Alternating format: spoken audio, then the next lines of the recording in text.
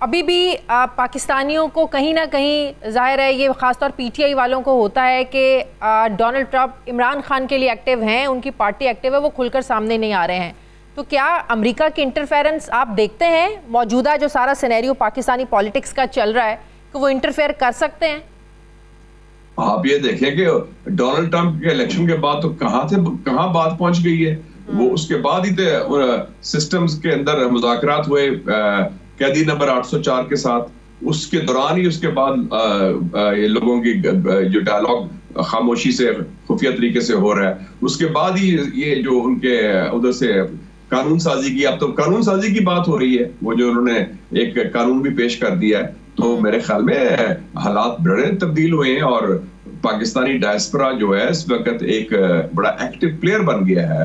اور اس سے کافی میرے خیال میں ہمارے سسٹم میں کافی تحفظات بھی ہیں، خوف بھی ہیں اور لوگوں کو تشویش بھی بڑی ہے. اس لیے جو اگر تھوڑا سا بہت فرق پڑا ہے سچویشن میں، اور جو اگر مذاکرات بھی جو ہوئے ہیں حال ہی میں، وہ اسی کے ٹرمپ کے نتیجے، خوف کے نتیجے میں ہوئے ہیں، اس کے بعد ہوئے ہیں. اور لیکن یہ حکومت تو بڑی خوش تھی کہ ہم نے شریف اللہ کا حوالے کر دیا ہے، وہ ہمارے ساتھ ہیں، وہ ہمارے تو وہاں سے شکریہ کے پیغامات آ رہے ہیں. یہ تو پھولے نہیں سما رہے تھے خوشی سے کہ ہم نے ان کا ساتھ دیا، وہ تو ہمارے ساتھ کھڑے ہیں. ایسا ہو ہی نہیں سکتا کہ یہ عمران خان کے لیے پی ٹی آئی کے لیے کچھ کریں یا ادھر انٹرفیئر کر جائیں. تو ہاتھ ہو گیا. ٹرمپ کا سٹائل ہے، وہ اپنی جو پالیسیز ہیں وہ سیپریٹ رکھتا ہے. اس نے مودی کو تھپکی بھی دی واشنگٹن بلا کے، اور مودی کے خلاف ٹیرفز بھی لگا دی ہے، اور مودی کو پریشر بھی ڈال دیا. تو وہ کوئی وہ علیحدہ بات ہے، وہ علیحدہ بات ہے. وہ ہماری جو سیکیورٹی اسٹیبلشمنٹ ہے اس کے پچھلے 50-60 سالوں سے امریکہ کی سیکیورٹی اسٹیبلشمنٹ کے ساتھ ایک خاص خصوصی درینہ تعلقات ہیں، اور وہ کبھی ٹوٹے نہیں ہیں، اور وہ قائم رہے ہیں ہر دور میں، ہر حکومتوں میں، چاہے امریکہ میں تبدیلی آئے یا پاکستان میں تبدیلی آئے. وہ اپنی جگہ قائم ہے اور اب بھی قائم ہیں اور قائم رہیں گے، کیونکہ وہ ان کے مشترکہ مفادات بھی ہیں اور ایک پرانا قربت اور تعلق بھی ہے. لیکن جو سیاست کا ایشو ہے وہ علیحدہ ہے، اور اس میں آپ دیکھیں نا کہ وہ تو پریشر پاکستان پر بڑھ رہا ہے ڈائسپورا سے بھی اور ان کی کانگریس سے بھی. تو اس کا آپ اینڈ ریزلٹ کیا دیکھتے ہیں، عمران خان کا جیل سے باہر آنا؟ میں سمجھتا ہوں کہ اس سال ان کو ریلیف مل جائے گا. اس سال؟ یہ آپ کی انفارمیشن ہے یا آپ کا انالیسز ہے؟ یہ مشاہد حسین کا مشاہدہ ہے. یہ مشاہد حسین کا مشاہدہ ہے کہ عمران خان کو اس سال 2025 میں ریلیف مل جائے گا. وہ ریلیف ہوگا وہ ڈیل کی شکل والا ریلیف ہوگا یا عدالتی ریلیف ہوگا؟ دیکھیں جی، جو میں نہیں کہتا کہ اس کی فارم کیا ہوگی، لیکن آپ نے ہسٹری دیکھی ہے پاکستان کی. بے نظیر بھٹو کو بھی 1984 میں ریلیف ملا تو امریکہ سے ملا. میاں صاحب کو بھی 2000 میں ریلیف ملا تو امریکہ سے ملا. اور عمران خان کو بھی جو ریلیف ملے گا وہ بذریعہ واشنگٹن ملے گا. اور وہ میرے خیال میں second half of this year, budget کے بعد کہہ لیں یا جون جولائی کے بعد 2025 میں مل جائے گا انشاءاللہ. تو عمران خان باہر آئیں گے تو یہ کہاں جائیں گے؟ رانا ثناء اللہ صاحب تو ایسے بہت سارے خدشات کا اظہار کر چکے ہیں کہ آپ کا کیا مطلب ہے عمران خان باہر آ جائے ہم سب لوگ اندر چلے جائیں؟ تو مطلب کہ جو ایک خوف ہے نا کہ وہ شاید باہر آئے گا ہم اندر چلے جائیں گے. میں اسپیسیفکس کی بات نہیں کر رہا، میں صرف کہہ رہا ہوں کہ جو حالات چل رہے ہیں وہ سٹیٹس کو جو ہے وہ اس طرح نہیں چل سکتا. اس میں تبدیلی آئے گی. اس کی کیا شکل ہوتی ہے، کیا فارم ہوتی ہے، کیا ارینجمنٹ ہوتا ہے، وہ پھر ڈیپینڈ کرے گا اس حالات میں. لیکن یہ جو حالات جو کہ دو چل رہے ہیں اس طرح نہیں چلیں گے، اور ایک تبدیلی آئے گی جو میرے خیال میں جو میں کہتا ہوں دست شفا کی ضرورت ہے، ہیلنگ ٹچ کی ضرورت ہے. اس سے پاکستان کے جو مجموعی حالات ہیں، سیاسی حالات ہیں، بلوچستان کے حالات ہیں، خیبر پختونخوا کے حالات ہیں، کیونکہ ہم کتنے فرنٹس پہ لڑیں گے. آپ دہشت گرد بھی ہیں، سیاسی محاذ بھی ہے، صحافتی محاذ بھی ہے، عدالتی محاذ بھی ہے، معیشت کے محاذ بھی ہے، تو بیرونی محاذ بھی ہے.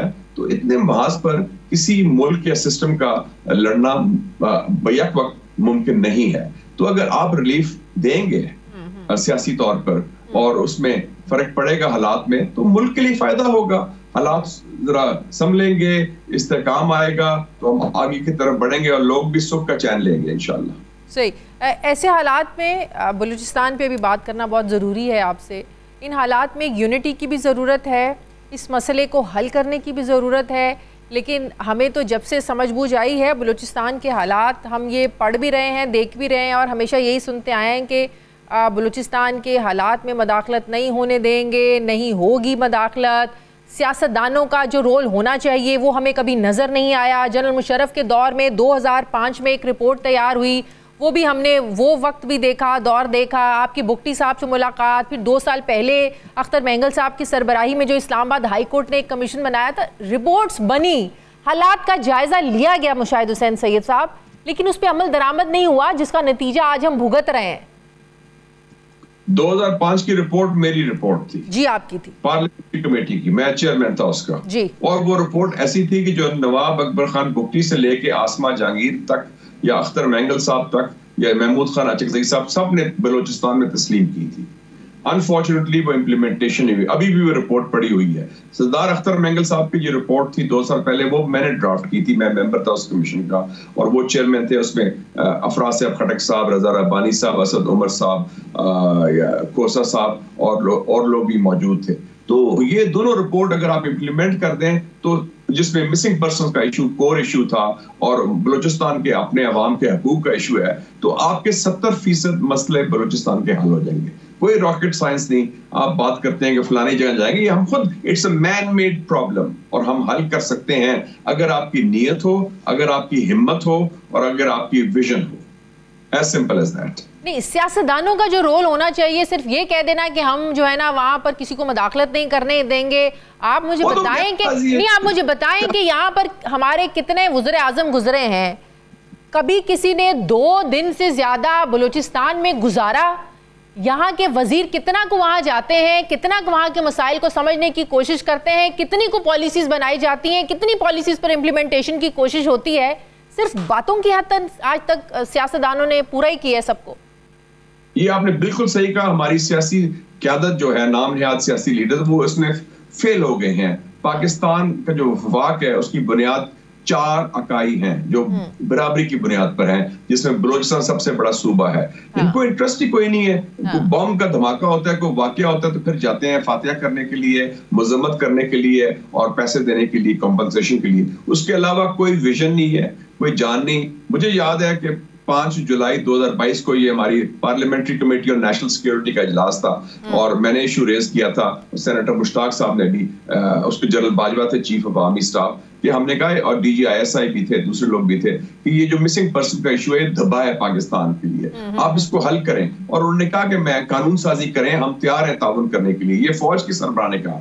شہباز شریف صاحب پرائم منسٹر تھے، تو میں نے کہا شہباز صاحب یہ بڑا اچھا بات کر رہے ہیں آرمی چیف، آپ ایشو آگے لے کے چلیں، پہنچے تاکہ مسئلہ تو حل کریں۔ لیکن اس کے بعد بس جان ہی نہیں، خوف زدہ بہت ہے۔ ہم اپنے سائے سے ڈرتے ہیں، اپنے عوام سے ڈرتے ہیں، اپنی اسٹیبلشمنٹ سے ڈرتے ہیں، باہر کے لوگوں سے ڈرتے ہیں، تو خوف کی بنیاد پر کیا پالیسی بنا سکتے ہیں؟ تو آپ نے اگر اتنی بھی ہمت نہیں کہ آپ کی عوام کے حقوق کا تحفظ کریں یا مسنگ پرسنز کو بازیاب کر سکیں، تو پھر کیا رہ گیا آپ میں؟